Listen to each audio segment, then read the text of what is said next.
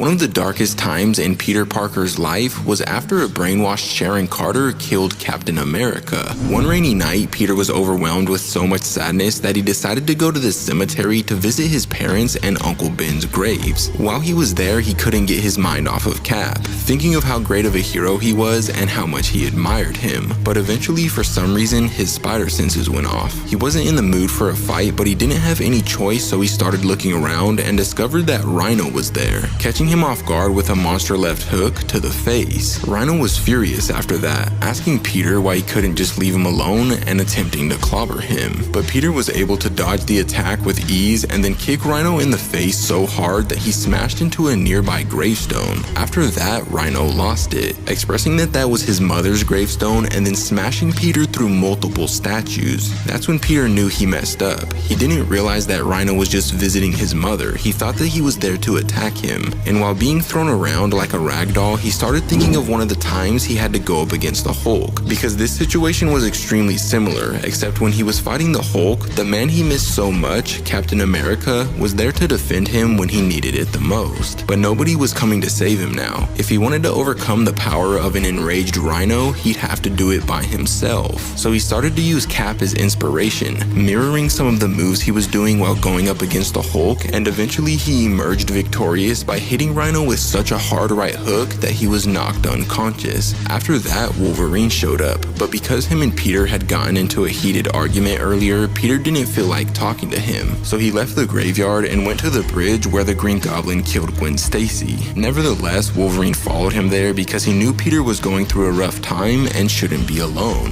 While remembering the night that Green Goblin changed his life forever, Peter expressed that Wolverine had no idea how he felt, and although that might have been true, Wolverine didn't care. He was only there to try and comfort Peter, revealing that a long time ago when Cap was putting together the new Avengers, nobody wanted Peter on the team because they didn't think he was Avengers material. But Cap disagreed and thought Peter was a very selfless, humble, and powerful hero. And after that, even though Peter's spirits hadn't been lifted, Wolverine continued to try and make him feel more like himself, telling him that although the pain never goes away, it does get better. Peter then swung off into the night, and sadly that's when this story comes to an end. But if you want me to cover more stories like this in the future, let me know in the comments down below.